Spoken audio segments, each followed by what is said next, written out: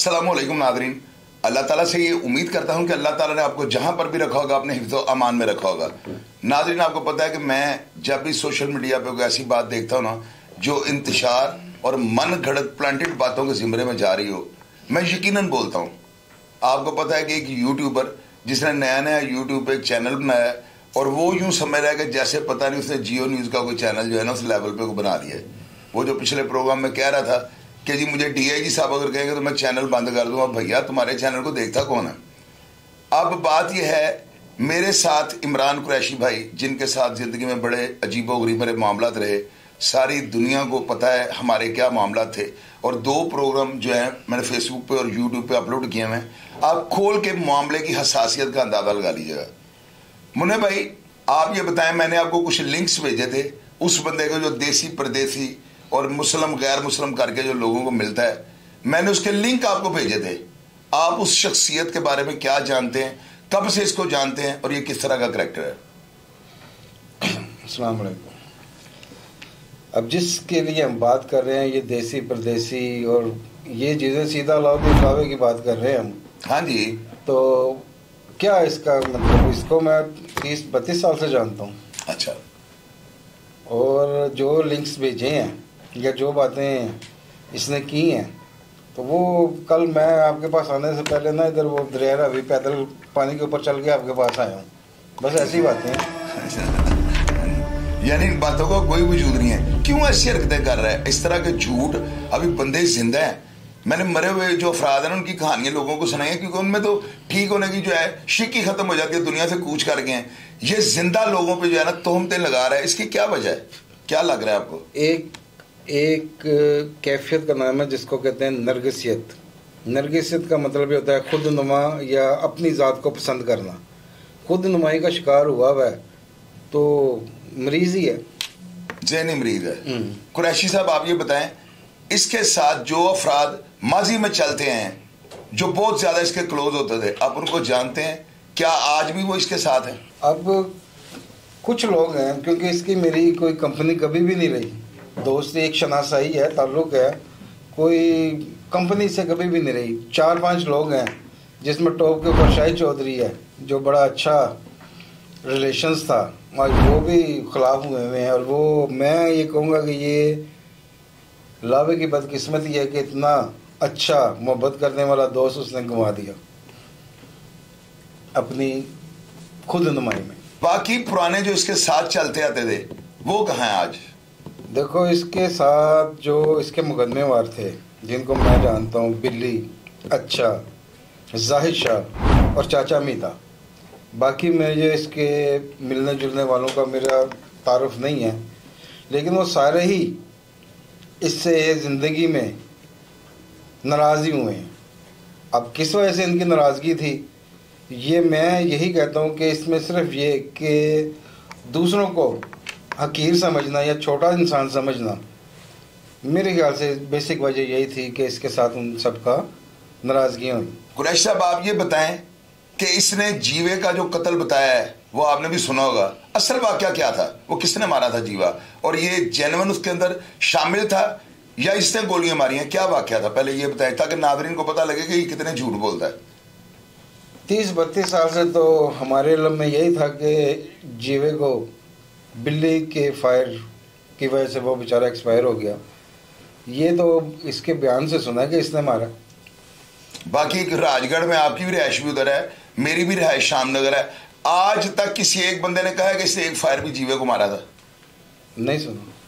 बिल्ली गुजर ने वो कत्ल किया था और अपनी अना की खातिर किया था। बिल्ली और शौकत थे वो, बस जो भी था, जिनकी इसकी कोई उनसे मुखालफत चल रही थी या सुलह हो गई थी, लेकिन उसका मर्डर की वजह या वो जिसके हाथ से ज़ाया हुआ है वो बिल्ली ही था। हमने तो 32 साल से यही सुना। तो ये जो कहानी सुना रहा है कि मैंने गोलियां मारी तो मैंने ऐसे कर दिया, वो क्या बात है? तो वो मैं आपको कह तो रहा हूँ कि मैं दरिया रावी पैदल पानी के ऊपर चल के आपके पास आया हूँ। अच्छा, इसने एक प्रोग्राम में कहा था कि अकबर जट जब मेरे इलाके में मुझे मारने के लिए आता था, मैं उसके पास से गुजर जाता था। क्या इसने मिस्टर इंडिया वाली टोपी पहनी होती थी? और अगर ये निकल जाता था तो फिर दुश्मनी किस चीज़ की? ये मारता क्यों नहीं था अकबर जट को? आप बताएं जरा। उसके अपने अल्फाज में था, निकल जाता था तो बस निकलने वाला ही था। इसकी दुश्मनी क्या थी उसके साथ? इसकी तो जाती कोई दुश्मनी नहीं थी मेरे ख्याल से, अच्छा गुजर। इन्होंने अंजम भट्ट का जब मारा था 5 जनवरी टी पे ले जाकर, तो ये वहां पे मारने वालों में, डंडे मारने वालों में शामिल था। हो सकता शामिल हो, इसका मुझे नहीं पता, लेकिन इसकी जाती दुश्मनी नहीं थी अकबर जट से, अच्छे की वजह से। आप ये देखें कितना बेशर्म आदमी है। कहता है वो मेरे मोहल्ले में मुझे मारने आता था, मैं उसके पास से गुजर जाता था। ये मिस्टर इंडिया वाली टोपी पहन लेता, नजर नहीं आता था। गुजर जाता था कि निकल जाता था? कहता है निकल जाता था, मैं नजर नहीं आता था। तो वो अपनी तारुफ खुद बता रहा है कि मैं निकल जाता, मुखालफ है तेरा। चलो उसने नहीं देखा तो तूने अगर देख लिया उसको, तो फिर उसको हिट करना चाहिए था, उससे निकलना नहीं चाहिए था। मुन्ने भाई, आपको तो सारी मेरी हिस्ट्री का पता है। जाहिद भाई के मर्डर में जो लड़का था आमिर भट्ट, उसके साथ आपका बड़ा ताल्लुक था। आप मुझे बताएं कि जाहिद भाई किस तरह कत्ल हुए थे और वो वाकया क्या था और वो कहां से आ रहे थे? जो जाहिद था उसका कत्ल तो मैं कत्ल मानता ही नहीं हूँ, वो एक हादसा था। और आमिर भट्ट भाई है मेरा, बिल्कुल सगे भाइयों जैसा है मेरा, इसमें कोई डाउट नहीं। उसके मेरे फैमिली रिलेशन है। वो कई लड़ाई हुई है, ये मैं आमिर भट्ट की बात आपको उसकी ज़बानी सुना रहा हूँ जो उसके अल्फाज हैं। अचानक फायर लग गया। वो किसी को मार रहे थे, एक साइड पे जाहिद था, एक साइड पे आमिर था। तो वो उसके सिर पे, जिस तरह आम रूटीन में पुलिस वो बट मारते हैं, तो बट वो टूटू का उसके पास पिस्टल था। वो कहता है मेरे चैम्बर थी, देसी होगा कोई। वो जब उसको बट मारा ना तो वो स्ट्रोक से वो गोली चल गई है। और आमिर भट्ट वो आपका भाई, उस टाइम उसकी डेथ हो गई। आमिर भट्ट ने चक्की में मैं गेहूँ यूँ दिल बनाया होता था, उसमें उसने जाहिद का नाम लिखा हुआ होता था। और कई दफ़ा मैंने उसे रोते हुए भी और उसे चूमते हुए भी जाहिद को, उसके नाम को, वो पछतावे में था शदीद। उसके इतना बड़ा नुकसान हो गया था। और वो बेस्ट फ्रेंड था, जाहिद आमिर का बेस्ट फ्रेंड था। उसमें कोई वो नहीं था, वो गिल्ट फील करता था कि ये क्या हो गया। और वो कोई अफ्तारी से आ रहे थे, पता नहीं कोई सियासी साद रफीक ने दी हुई थी या कोई इसी किस्म का कोई MSF का लीडर था जिसकी अफ्तारी से वो वापस आ रहे थे। वापसी पे वो कोई सड़क पर लड़ाई हुई। अच्छा मुन्ने भाई, आप बताएं, आपको तो माशाल्लाह आपको सारे केस का A to Z पता है। मेरे वालिद साहब ने सुलह की कोई ऑप्शन इनको हुई थी, या मेरे वालिद साहब को किसी ने पैसों की ऑफर की थी, या मेरे वालिद साहब ने किसी से पैसे मांगे हों? अच्छा, अब ये जो स्टोरी है ना कि क्योंकि इसने इशारा करके कहा था प्यो पैसे मांग रहा है। मैं आपको बताता हूँ कि चौधरी साहब को इस कत्ल के लिए उनको बहुत रिक्वेस्ट है, बहुत मोहल्ले के जो मोजिज़ किस्म के लोग हैं वो बैठे हैं सुलह के लिए। आप कह लो कि मिनटों तक की है कि आप सुलह कर लें, आपके वालिद नहीं राज़ी हुए। उसके बाद दूसरी पार्टी की तरफ से पैसों की भी ऑफर हुई है कि आप पैसे लेके सुलह कर लें। आपके वालिद ने पैसे भी रिफ्यूज़ किए हैं। ये जो मर्डर हो गया ना, अब ये अल्लाह की शान है कि ये हादसे आपके हुए हैं कि वो आपके वाले रक्शे में बैठे हैं। एंड क्या होता है ना, जब पैसे से सुलह हो रही हो ना मिनटों से सुलह हो रही हो, तो फिर होता है बाई फोर्स, डरा के सुलह करनी।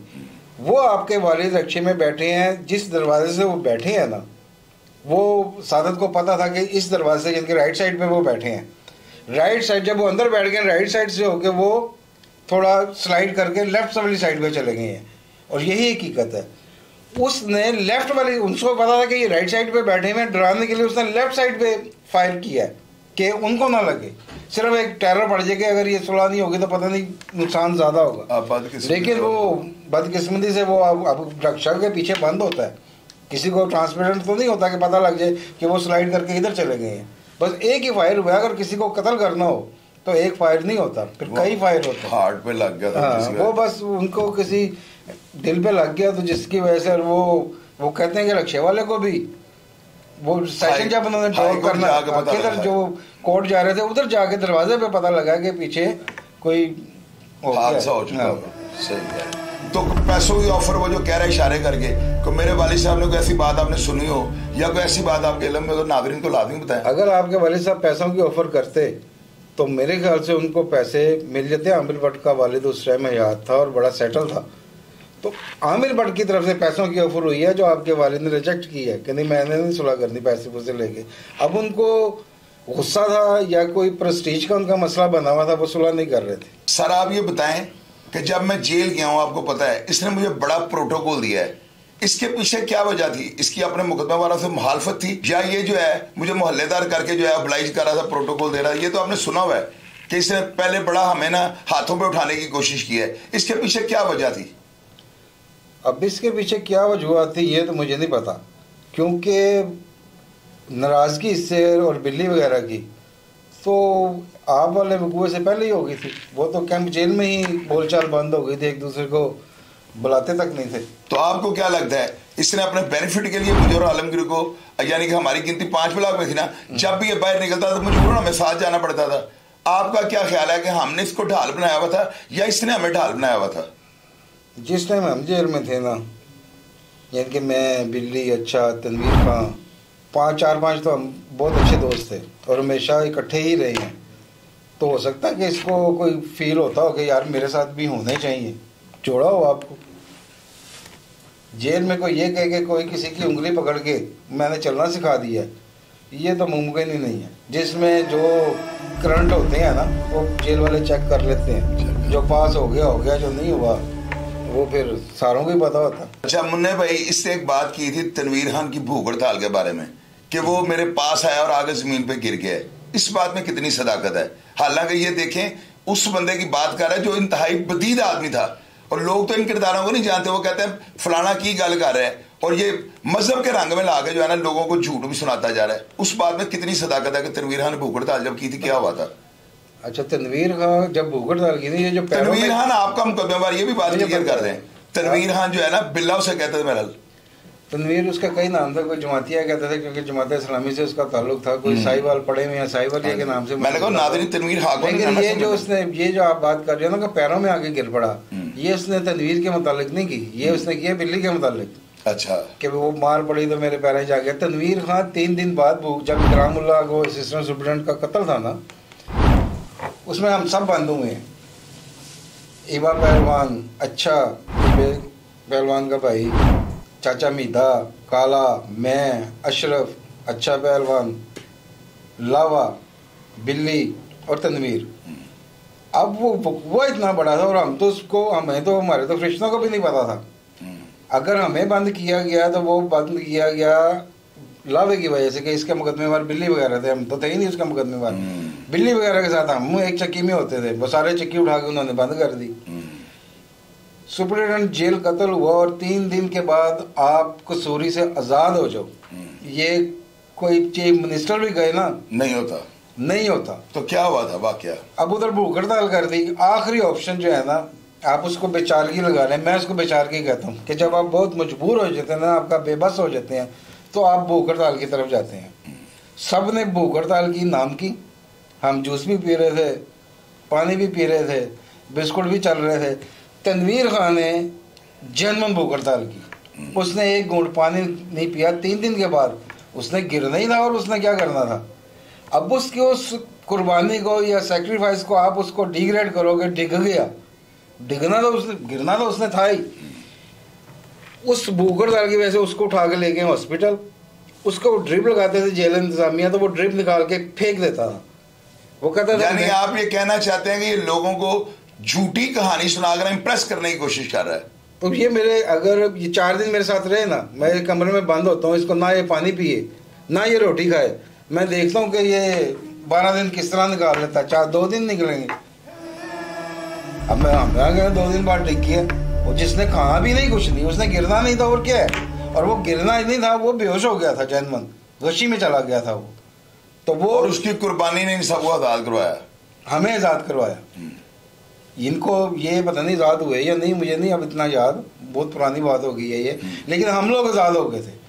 नहीं, ना हमें किसी की सिफारिश करवानी पड़ी, ना हमें पैसे देने पड़े, सिर्फ उसकी भूख हड़ताल की वजह से कि कहीं वो एक्सपायर ना हो जाए। और जेल वालों के ऊपर ये, जेल वालों को डर आ गया कि वो कहेंगे इंतकामी, साडा अफसर मरिया थे, असी बदला लेता है। वो किसी इस कश्मकश में आगे उन्होंने हमें आज़ाद कर दिया। नहीं तो आप जेल वाले को सिर्फ एक गाली दे के दो, सिपाही को, आप 2 महीने से पहले आज़ाद ही नहीं हो सकते। आपको गुस्सा चढ़ा था जब उसने तनवीर खान के बारे में ये बात की है? मुझे इंतहाई शदीद कोफ्त हुई थी कि क्या फजूल बात कर रहे हैं। मुन्ने भाई, आप मुझे ये बताएं, मजहर तिब्बी का और अरशद अमीन का क्या माहौल था जेलों में?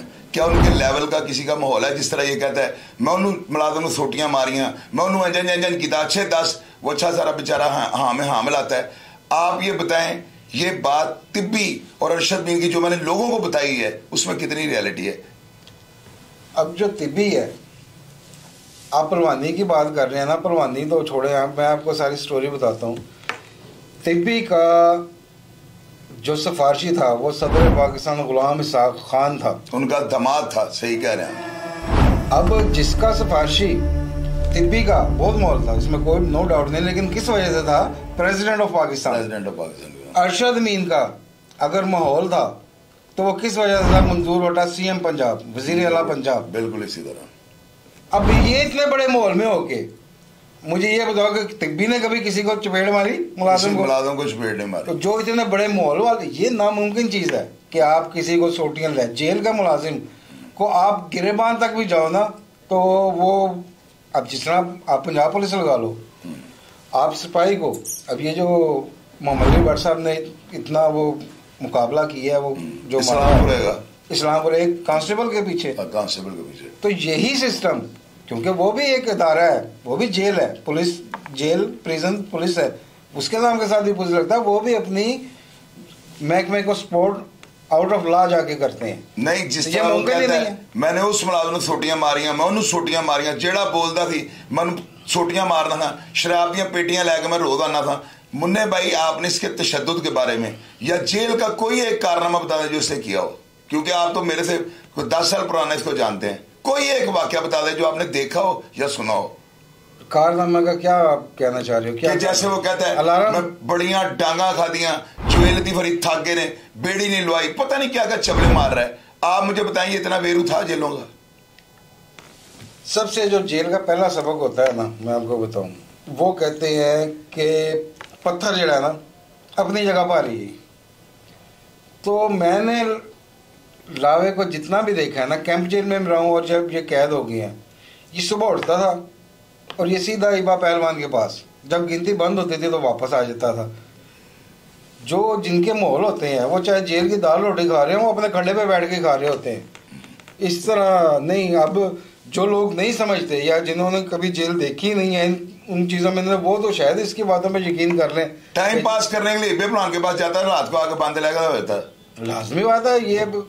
अगर इतना ही इसका माहौल होता तो इबा पहलवान इसके पास चल के आता ना, ये क्यों जाता था चल के?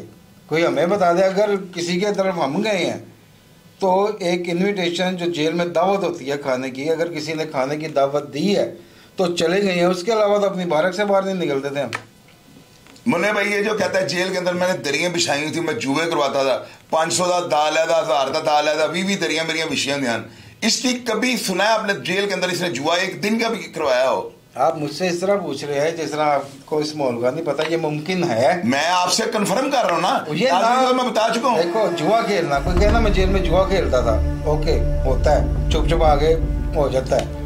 कोई कहे मैं नशा करता था, वो भी ठीक है, लेकिन ये दरियां बिछ गई हैं, ये तो एक मेरे हिसाब से, मैं कह रहा हूँ एक दरी बता दें, आपने सुना कि एक दरी बिछाई हो? मैं कह रहा हूँ कि मुमकिन ही नहीं है। तो फिर क्यों ये इतने बड़े बड़े ब्लंडर कर जाता है? वजह क्या है? मैंने आपको कहा तो है, नरगसियत का शिकार है ये, खुद पसंदी का मर्ज है। क्या मैं ही हूँ? हाँ जी, 2 करैक्टर है, तनवीर हाकवानी जी और साथ फरदौस खान।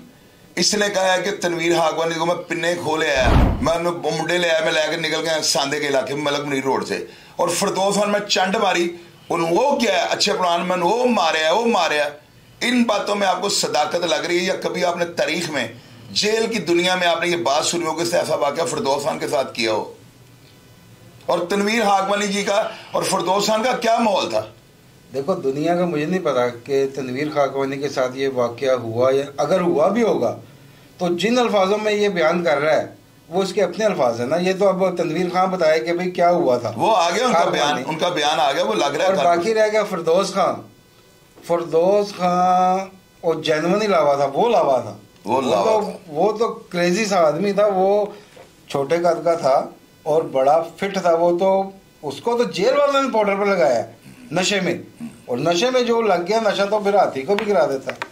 लेकिन नशे से पहले मैं सवाल ही नहीं पैदा होता कि, और अगर चलो थप्पड़ लग भी गया फर्स्ट टाइम पे तो फिर उसका रिएक्शन ना आया हो, उसका रिएक्शन शदीद होना था। बेशक वो पाउडर भी पीना शुरू हो गया हुआ था, लेकिन ये बात अकल तस्लीम करती है कि उन्होंने चुपेड़ मारी में अच्छे, उनमें वो मारे, ये बात मानने में आती है मुझे। वो भी हमारा मोहल्लेदार था फरदौस खान। आप ये कहो ना कि मेरी फरदौस खान से लड़ाई हुई और सिर्फ इस बात पे आके रुक जाओ कि मैंने उन्हें चपेड़ मारी या मैं उन्हें कुटिया तो वो खामोश रहा, तो ये तो नाम वो इस नेचर का था ही नहीं। उसका रिएक्शन भी बताया ना कि उसने आगे से रिएक्शन में अगर हुई लड़ाई, अवल तो हो नहीं सकती, वो भी किसी इतना वो नहीं था, वो भी पूरा उज़ार ज़ूर लगा के फिरता था, खबीस था वो भी। अल्लाह से जन्नत नसीब करे, मेरा ताल्लुक़ भी था उससे, लेकिन वो शफ़ाक आदमी था और मोहब्बत करने वाला भी था। आप मुझे ये बताएं, जब हमारी जेल के अंदर मुखालफत थी, आपका अलग ग्रुप था, हमारा अलग ग्रुप था, आपको मेरे ग्रुप में लावे का ज्यादा भार होता था, एक आपस की बात है, या तनवीर हाकमानी को ज्यादा मेरा सिंसियर समझते थे? समझा नहीं मैं इस बात को। यानी कि आपके दिल में ये होता था कि अगर खुदा ना था मेरे साथ कोई अटैक किया होगा, ऐसा मामला होता है, तो लावा पहले मेरे लिए आवाज उठाएगा या तनवीर हाकमानी मेरे लिए कुछ करेगा? इसका मुझे अंदाज़ा नहीं है, लेकिन जो रिलेशन मजबूत है वो तो खाकवानी से आपका था। मुझे नहीं पता कि ये आपके पीछे आता या ना आता, लेकिन खाकवानी आता।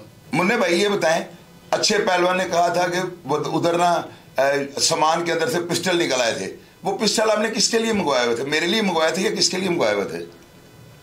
वो पिस्टल सामान में नहीं, वो तो मैं अपने साथ ही लगा के लाया था, और वो लावे के लिए लाया था मैं। आप मुझे ये बताएं, दुश्मनी तो आपकी जो है वो मेरे साथ थी, इसके लिए पिस्तौल क्यों लाए थे आप? हम एक दूसरे की जान के दुश्मन थे, लेकिन उसकी जो लावे की गुफ्तगू थी ना उस टाइम की, वो इज्जत का दुश्मन बना हुआ था कि गुफ्तगू वो ऐसी करता था कि जिस तरह हम कोई बहुत, यानी कि मुझे उस पर ज़्यादा गुस्सा था कि किसी को इंसान ही ना समझना, अपने से छोटा समझना।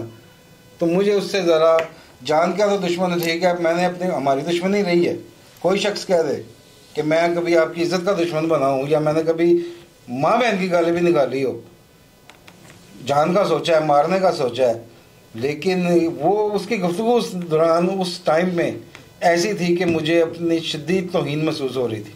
मेरा दिल करता था कि इसको मार ही दें। आप ये बताएं कि जीवा जिसका ये कहता है उनमें बामा पाती हैं इंज करता, जीवा जो अब इनके ऊपर फायरिंग करता था, आपने सुना में आगे लाके भागता था, इसकी जूतियां वहां पर रह जाती थी। अरशद खान के ऊपर फायरिंग हुई, लावे के ऊपर फायरिंग हुई, पंजाब तिक्का शाह से भागे हैं और शादी शाह के दरबार तक ये नंगे पांव गए हैं। जीवा इनसे बहादुर था, ये जीवे के ऊपर हैवी थे, ये लावा। अब किसी एक वकूवे से आप किसी को किस तरह सर्टिफिकेट दे सकते हो कि वो बहादुर था या वो बहादुर था, लेकिन ये वकूवा हुआ है कि वो ऊपर से ईंटें मार रहा था, ये नीचे से फायर कर रहे थे, आखिर यही गए पिस्तौल पड़ के दौड़ रहा राइफल। मुन्ने भाई आपको पता है, जब आप कैंप जेल आए थे और मेरा और आप और शहजादा भट्ट खड़े थे, मुझे और काके को नासिर उड़ाई साहब ने बाहर बुलाया था, आपको याद है? हमारी मुखालफत लिख रहे थे, बाला फुहारे वाला मुझे उस वक्त वहां से ले गया था। आप मुझे ये बताएं, आपने आज तक कभी मेरे मुंह से बाले फुवारे वाले की गिबत सुनी है? या मैंने अगर कभी उसका नाम लिया है तो मैंने आपको क्या कहा उसके बारे में, और आपकी सोच उसके बारे में क्या थी? बाला फुवारे वाला एक बहादुर आदमी था और अखड़ मजाज था वो भी, लेकिन 2 नंबरी इसमें कोई भी नहीं थी। बहादुर, अब बहादुरी का पैमाइश या बहादुरी का आप मेजरमेंट कि ये कितना बहादुर है, मेरे पास तो नहीं है। बस ये कह देना कि वो एक बहादुर इंसान था, मजबूत दिल का आदमी था और शहजादा आदमी था। अच्छा, जब मेरा ये मामला इसके साथ चला है, यानी कि इसने मेरे खिलाफ प्रोग्राम करने शुरू कर दिया तीफी भट्ट के चक्कर में ना, तीफी भट्ट साहब के बारे में कहता है कि जी मैं सारी दुनिया सुलह कर ले, मैं तेरे ना सुलह नहीं करनी। यानी इसको बंदा पूछे तेन क्या गिने में, आपके साथ इसने रब्ता किया था जब ये मामला शुरू हुआ है, आपको क्या कहता था? किस मसले का? कि भाई शाहिद चौधरी ने फोन किया है, मैं बड़ा के खिलाफ बोले हूँ, लगता है भी मेरे खिलाफ बोलेगा, कैसी बात हुई थी? हाँ, इसने मुझे फोन करके कहा कि कलोन वाला तो वो भी नहीं है, तो मैंने उसको कहा था नहीं मैं समझाऊंगा, लेकिन वो क्योंकि घर में थोड़ी सी खुशी थी तो मैं मसरूफ़ हो गया, तो ये 4-5-6 दिनों में तो एक तूफान बर्पा हो गया। आप इस कहानी का क्या एंड देख रहे हैं? क्या लग रहा है आपको, कौन हम दोनों से शिकस्त तो मानेगा? देखो, अगर ये आप इसको इस लड़ाई में लेना, आप जो उसने भी चैनल बनाया हुआ है, आपने भी चैनल बनाया हुआ है, तो ये होते हैं इस कंपटीशन जिसको कहते हैं ना पॉजिटिव, वो आपके सोर्सेज का होगा कि आपके पास कितनी अथेंटिक खबर आप दे रहे हो और कितनी अथेंटिक खबर वो दे रहा है। जिसके सोर्स मजबूत होंगे वही पहलवान है, वही जीतेगा। अब जब इसकी कहानी खत्म होगी, जो लोगों को 2 नंबर स्टोरी सुना रहा है, उसके बाद ये क्या करेगा? जर्नलिस्ट बन जाएगा, साफी बन जाएगा? ये नहीं, साफी जर्नलिस्ट ऐसे थोड़ी बन जाते हैं। अच्छा, आप मुझे ये बताएं, आपने इसके प्रोग्राम देखे हैं, आखिर में आप ये बताएं कि नाजरीन को ये जेन्युइनली आपने बतानी और तजर्बे के मुताबिक बात, ये जो बातें कर रहा है उसमें कितने फीसद सच्चाई है? कौन सी बातें? जेल ये जो जेल के वाक्य सुना रहा है, मैं इंज करता, दरियां बिछा लियां, मैं शराब की पेटियां ले गया, मैं इंज करता, मैं उंज करता, वो सारे प्रोग्राम तो आप देख रहे हैं। ये जो कंगले से कंगला आदमी जेल में जाएगा ना, आप उससे भी ये पूछोगे ना तो वो एक दफ़ा ठट्टा लगाएगा, क्या कहा लगा के आपकी तरफ देगा, चोसा बैठे मासूम कि तुसी ना गल्लां देखी। जो अनजान आदमी है वो यकीन कर सकता है, लेकिन जिसने जेल शेल देखी हुई है, जेल एक खौफ का नाम है। जेलें उधर माँ ने ऐसे ऐसे बच्चे उधर गए हुए हैं। अगर करोड़ की आबादी है लाहौर की, उसमें से चंद हज़ार, 4,000 या 5,000 जेलों में बैठे हुए हैं, तो उनमें कोई कीड़ा है तो बैठे हुए हैं ना। और उन कीड़े वालों को वो जेल वाले कंट्रोल करते हैं, तो वो क्या मतलब है, किस तरह कंट्रोल करते हैं? अगर इसी तरह होता हो तो फिर तो मैं कहता हूँ सबसे ज़्यादा तो माहौल अरशद अमीन का होना चाहिए था। ये सारी चीज़ें वो फिर सुप्रीडेंट को बुला के रोज़ी काम पकड़ा दे। अच्छा आप बताएं, आप इसके मोहल्लेदार हैं, इसने इलाके के अंदर या जेल के अंदर कोई कारनामा किया हो जो बताने वाला हो, या कोई मार खाई हो, या किसी को गोलियां मारी हो, एक टिड्डी का बच्चा इसने कत्ल किया हो, आप बता दें। ऑन द रिकॉर्ड आप इसका रिकॉर्ड निकाल के देख लें। मुझे तो मेरे ख्याल से एक किसके ऊपर जीवे का कत्ल है FIR, और एक FIR वो इकरामुल्ला नियाजी के मशवरे की है या किस चीज़ की है। बाकी अगर कारनामा, अगर आप कत्ल करने को कारनामा कहते हैं, ये भी कोई अच्छी चीज नहीं है। नहीं, वो तो कारनामा ही बता रहा है ना। एक तरफ से कहता है मैं तहज्जुद गुजार हाँ, दाता दा गुलाम हाँ, देसी परदेसी, और ऊपर से बदमाशी की बातें सुना रहा है। शराब पीती, शराब ले आंदी, चरस पीती। आखिरी प्रोग्रामों में उसने कहा कि मैं अब लावा नहीं हूँ, अलाउद्दीन हूँ। अगर मेरी जो थोड़ा सा उसको नरमी आप भी पैदा करो, उसने माफ़ी मांगी हाथ जोड़ के ऑन एयर कि अगर मेरा किसी से दिल दुखा है तो मैं उसे माफ़ी मांगता हूँ, अब मैं अलाउद्दीन हूँ। तो आप उसको अब एज ए लावा डिस्कस ना करो, आप उसको अलाउद्दीन ही रखो। अगर वो बदल गया है तो बस उसको इस चीज़ को करो। और ये जो ट्रोलिंग चल रही है एक दूसरे के खिलाफ, मैं तो आपसे ये रिक्वेस्ट करूँगा, इसको ख़त्म करो। अच्छा जचता नहीं है। कुरैशी साहब, अब इसके बाद मैंने करनी नहीं है, मैंने उसकी बातों का पोस्टमार्टम किया, मैंने उसको क्या कहा है, मेरी बात सुनना, हमारे पास हक क्या है। अगर आप उसके पोस्टमार्टम ना भी करते ना तो बड़ी आपका, क्योंकि उससे अच्छा ताल्लुक रहा है, दुनिया उसका आप राजगढ़ के आप चौकों में जो वो दुमचियाँ बेचते हैं, जो नीम बेच रहे हैं, आप उनसे जाके करो। वो इसके ऊपर क्या बातें कर रहे हो, कहने की वो खिसक गया। बिल्कुल सही कह रहे हैं। अब ये तो पब्लिकली है ना। लेकिन अच्छा आप ये बताएं, अच्छा पहलवान जो इसके पास बैठता था, जब उसने आपको फोन किया तो उसने क्या कहा कि शाहिद चौधरी ने मुखालफत पानी चाहिए थी या बदतमीजी इसको करनी चाहिए शाहिद का नाम लेके?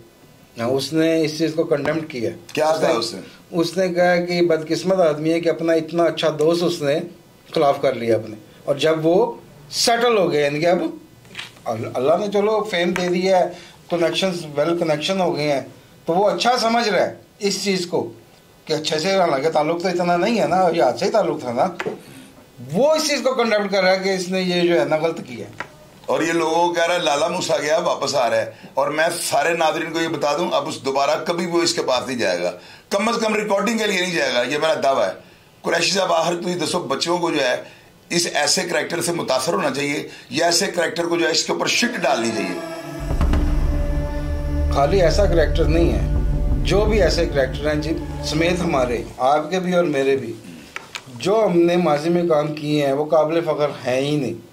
अगर आज दादा नाना बन के बैठे हुए हैं तो उस माजी को, अगर वो माजी बहुत शानदार होना तो उसको तो डिस्कस करना बनता है। हमारा माजी इतना ताबनाक नहीं है। बेशक हमने लॉजिकली, अल्लाह का शुक्र है, जराइम हमने नहीं किया, लेकिन जो बाकी काम, लड़ाई झगड़े, किसी को कब्रों में भेज दिया, ये कौन सा काबिल फ़ख्र काम है? कुरैशी साहब आप ये बताएं, आखिर में जो है ना नाजरीन को आप, या जो लोग इसको देखते हैं, जो चंद लोग इसको देख रहे हैं, उनको आप एक ऐसी बात बता दें ताकि उनके ज़हन के अंदर इसका इंप्रेशन पड़ जाए कि बंदा किस करैक्टर का है। यानी फितरत तो नहीं बदलती ना, अब 30-35 साल से आप इसको देख रहे हैं, इसकी फितरत क्या बन चुकी है? अब मैं एक तरबियत की बात करता हूँ कि एक करैक्टर था माजा सिख, शायद आप 100% जानते होंगे, और वो बड़ा कोड़ा बाबा था और लाहौर का एक नाम था। वो भी वो इंग्लिश अखबार पढ़ता था, तो मैं गुजरते हुए ना वो अखबार की हेडलाइंस, क्योंकि एंटरटेनमेंट होती थी, कि मैं आपको 91-92 की बातें बता रहा हूँ, उसने एक दो दफ़ा मुझे देखा कि मैं नज़र मारता हूँ, उसने मुझे तनसीन कह के पढ़ लेना है। मैं कहा हाँ जी पढ़ लेना। कहता था मतलब सुना। वो उसको जो हेडलाइंस थी हमने बता दी। उसको भी शतरंज का शौक़ था, मुझे भी शतरंज का शौक़ था। उस शतरंज खेलते हुए एक मेरे पास एक काम करने वाला मुशक्ति होता था, बुज़ुर्ग आदमी था, सफ़ेद दाढ़ी थी उसकी। मैंने उसको कहा बाबा जी 2 कप चाय बना दो। तो वो माजा सिख मेरे पे गर्म हो गया। कहता तो कितने बैठे हैं? काबे बैठे हैं। मैं कहा नहीं मियाँ जी कोट लाखपत जेल बैठे हैं। कहना वो ही करके बुला। मैं कहा वो क्यों? कहता वो साइकिल चोरी च आया है, तो कतल च आया है, तो वही वड्डा जिहदे काम वड्डे ने। ये सबक उसने सीखे हैं, हमने इन सब लोगों, मैंने उसको बाबा जी ही कहा एंड तक। ये तरबियत की बात होती है। वो पता नहीं क्यों किसी को जलील समझ के ये कहता है कि मैं इसको छोटा करूँगा तो शायद मेरा कद बड़ा हो जाएगा। ऐसे नहीं होता। नाज़रीन, ये था हमारा आज का प्रोग्राम। मैंने मलक आलमगीर साहब जिनकी बातें इसने सुनाई हैं उनको भी बुला रहा हूँ। मलक शौकत खोखर टाउनशिप वाले, जिनको मलक शौकी के नाम से दुनिया जानती है, तनवीर खान हाकवानी, जिसकी बातें इस मरदूद आदमी ने सुनाई हैं, उन सब के मैंने मौक़िफ़ ले लिए हुए हैं। ये सारे प्रोग्राम जब अपलोड हो जाएंगे, इसके बाद ये जो मर्जी करता रहे, मेरी तौहीन है इस बंदे को जवाब देना। चूंकि इसने झूठ बोले हैं, इतनी गलत प्लांटेड बातें की हैं, नौजवानों को बिगाड़ने वाली बातें की हैं, इसको जवाब देना मेरा बनता था। वरना आप लोगों ने कहना जिस तरह ये कहता है मैं तो नथ ही बदमाशा नूं पाई, अल्लाह के बंदे से बदमाश बन जाना था बुढ़े बारे। मैं इसको कहता हूं कि तुम कहते हो ना मैं अलाउद्दीन बन गया हूं, लावा नहीं बन सकता। मैं इसको कहता हूं तुम्हें फ्री हैंड है, तुम लावा बन जाओ। ये बंदा 2 नंबर आदमी है। ऐसे अफराद की बातें ना सुना करें। अगर आपने सुननी है तो ये सारी बातें सुन लें। एक जेंटलमैन आदमी बैठे हुए हैं और हजारों गवाह हमारे पास मौजूद हैं। आप तस्दीक कर लें, ये सारे वाकयात जो है ना खुद साख्ता प्लांटेड और आप लोगों को बेवकूफ़ बनाने के लिए सुना रहा है। नमाज जो ये कहता है मैं पढ़ता हूँ, ये सब फ्रॉड है। जो बंदा नमाज पढ़ता हो, तहज्जुद पढ़ता हो, वो किसी के ऊपर इस तरह के बहतान लगाता है। प्रोग्राम जो आपने देखा है, इसकी कमेंट बॉक्स में आपने राय देनी है और मेरा आपके साथ वादा है कि मैं आपको रिप्लाई करने की हमेशा की तरह कोशिश करूंगा। अपना ढेर सारा ख्याल रखिएगा जी। पाकिस्तान जिंदाबाद।